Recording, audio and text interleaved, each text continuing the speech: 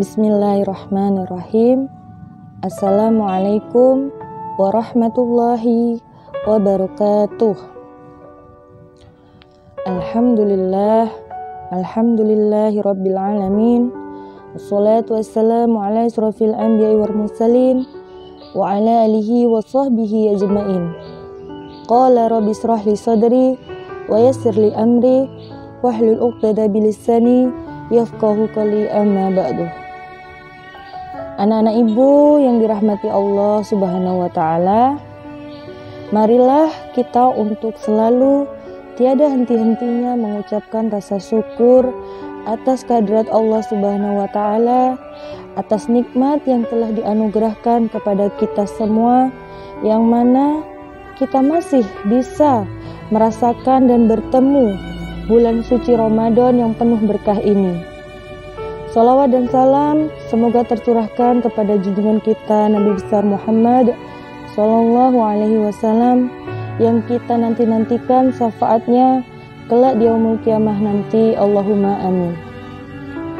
Anak-anak ibu yang dirahmati Allah Subhanahu wa ta'ala, pada kesempatan hari ini ibu akan menyampaikan tentang kebiasaan Rasulullah di bulan Ramadan.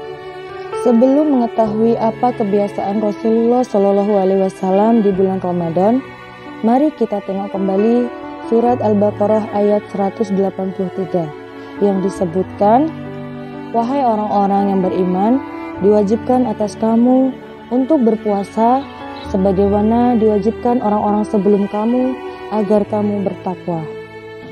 Pada akhir ayat ini disampaikan bahwa tujuan puasa itu adalah menjadikan manusia itu bertakwa. Kenapa takwa ini menjadi tujuan? Jawabannya adalah karena takwa ini nantilah yang akan memposisikan kita derajat yang tertinggi, derajat yang mulia di sisi Allah Subhanahu wa ta'ala.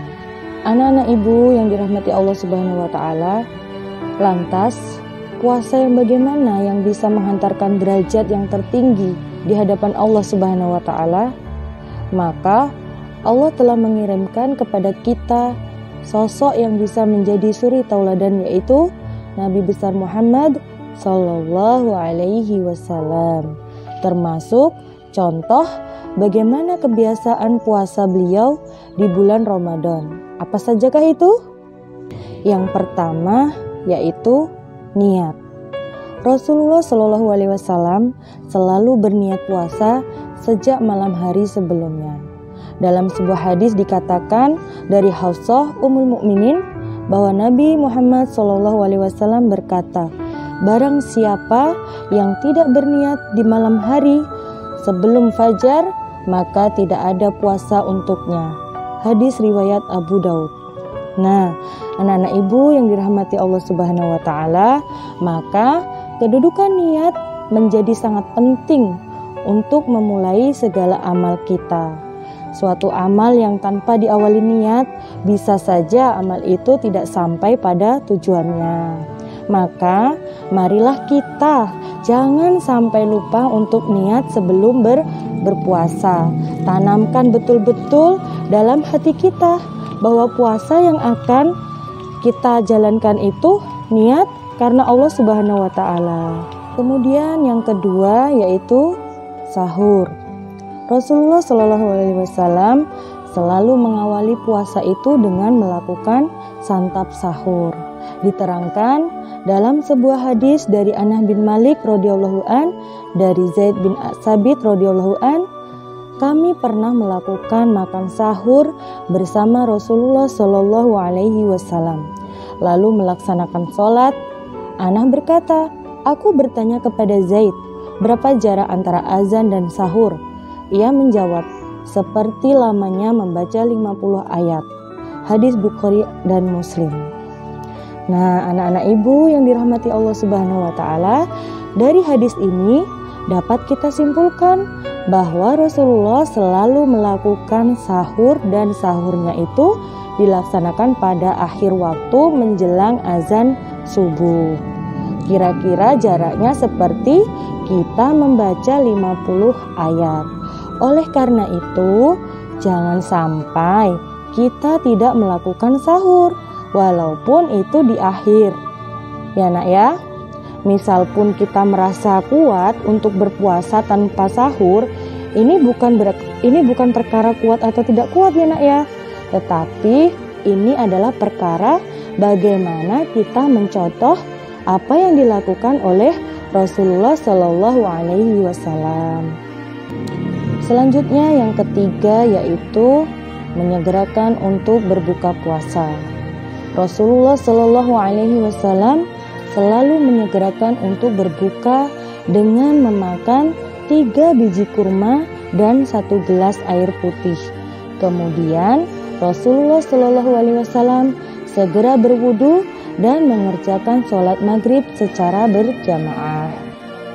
Diriwayatkan dalam sebuah hadis dari Abu Atiyah radhiyallahu an, dia berkata, saya bersama Masruq datang ke Aisyah radhiyallahu an, kemudian Masruq berkata kepadanya, ada 2 sahabat Nabi Muhammad Shallallahu Alaihi Wasallam yang masing-masing ingin mengejar kebaikan.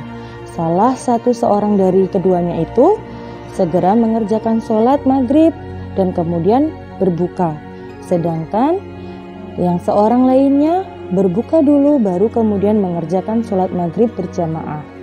Aisyah pun bertanya, siapakah yang segera mengerjakan sholat maghrib dan berbuka? Masruq menjawab, Abdullah bin Mas'ud. Kemudian Aisyah berkata, demikianlah yang dilakukan oleh Rasulullah Shallallahu Alaihi Wasallam. Nah, anak-anak ibu yang dirahmati oleh Allah Subhanahu Wa Taala, yang perlu digarisbawahi di sini adalah bahwa dalam berbuka puasa Rasulullah hanya memakan 3 biji kurma dan 1 gelas air putih.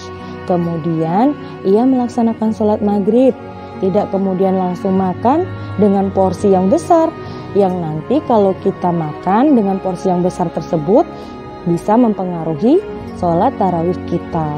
Bisa saja kita kekenyangan, tidak bisa bangun, dan akhirnya kita tidak bisa melaksanakan sholat tarawih. Nauzubillah min dzalik ya nak ya. Jadi kalau kita mau berbuka, cukuplah dengan memakan 3 biji kurma dan 1 gelas air saja, seperti yang dicontohkan oleh Rasulullah Shallallahu Alaihi Wasallam. Kemudian yang keempat yaitu memperbanyak ibadah atau amalan-amalan. Rasulullah Shallallahu Alaihi Wasallam selalu senantiasa memperbanyak ibadah atau amalan-amalan seperti sholat malam, tadarus Al-Quran, zikir, tahfiz, dan juga sedekah. Hadis Rasulullah Shallallahu Alaihi Wasallam mengatakan, barang siapa melakukan qiyam Ramadan karena iman dan mencari pahala, maka dosanya yang telah lalu akan diampuni. Anak-anak ibu yang dirahmati oleh Allah Subhanahu Wa Taala, maka Rasulullah Shallallahu Alaihi Wasallam telah mencontohkan di bulan Ramadan ini kita hendaknya memperbanyak amalan-amalan kebaikan. Selain sholat tarawih, maka kita memperbanyak membaca Al-Quran, memperbanyak zikir, mohon ampun kepada Allah, untuk selalu bertasbih dan memperbanyak amal sedekah ya.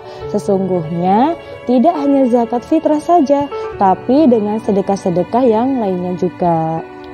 Yang terakhir yaitu iktikaf di masjid. Saat memasuki 10 hari terakhir di bulan Ramadan, Rasulullah Shallallahu Alaihi Wasallam selalu meningkatkan aktivitas ibadahnya, terutama dengan iktikaf di masjid. Dari Aisyah radhiyallahu an, ia berkata bahwa saya Nabi Muhammad Shallallahu Alaihi Wasallam biasa beriktikaf di 10 hari terakhir dari bulan Ramadan hingga beliau diwafatkan oleh Allah Subhanahu Wa Taala. Lalu istri-istri beliau beriktikaf setelah beliau wafat. Hadis riwayat Bukhari Muslim. Anak-anak ibu yang dirahmati oleh Allah Subhanahu Wa Taala, itulah tadi kebiasaan-kebiasaan Rasulullah yang dilakukan Rasulullah di bulan suci Ramadan ini. Maka sudah selayaknya kita sebagai umat Rasul untuk mensuri tauladani apa yang telah dilakukan oleh Rasulullah. Anak-anak ibu yang dirahmati oleh Allah Subhanahu wa taala, dapat kita simpulkan bahwa Rasulullah Shallallahu alaihi wasallam di akhir bulan Ramadan itu selalu disibukkan dengan urusan-urusan akhirat, bukan kemudian disibukkan dengan urusan dunia, karena besok akan menyambut hari raya Syawal. Maka mari kita contoh kebiasaan apa yang dilakukan oleh Rasulullah Shallallahu alaihi wasallam di 10 hari terakhir di bulan Ramadan itu, yaitu dengan melaksanakan banyak zikir, banyak bertasbih, mensucikan diri kepada Allah Subhanahu wa taala, memohon ampun kepada Allah Subhanahu wa taala, banyak bersedekah dan lain sebagainya. Semoga wabah corona ini segera selesai ya nak ya, sehingga kita semua bisa beriktikaf di masjid mencontoh apa yang telah dilakukan oleh Rasulullah Shallallahu alaihi wasallam. Demikianlah yang dapat ibu sampaikan. Semoga bisa bermanfaat dan semoga puasa kali ini menjadikan kita semakin beriman dan menjadikan kita orang yang bertakwa, sehingga kita bersama-sama bisa mencapai derajat yang paling mulia di sisi Allah Subhanahu wa taala. Amin amin amin Allahumma amin. Akhir kalam, wassalamualaikum warahmatullahi wabarakatuh.